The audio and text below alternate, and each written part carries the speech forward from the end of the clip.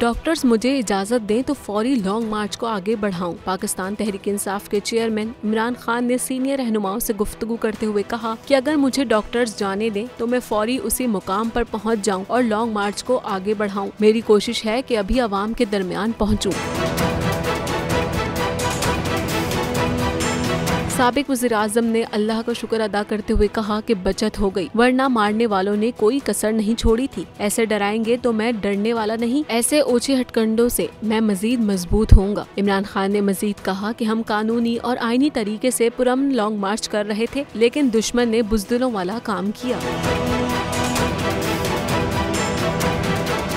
याद रहे, इमरान खान कातिलाना हमले में जख्मी हो गए थे। वजीराबाद में लॉन्ग मार्च के कंटेनर पर फायरिंग में इनकी टांग पर गोलियां लगी। फायरिंग में एक PTI कारकुन जाँ बहक, जबकि फैसल जावेद, इमरान इस्माइल समेत 14 अफराद जख्मी हुए थे।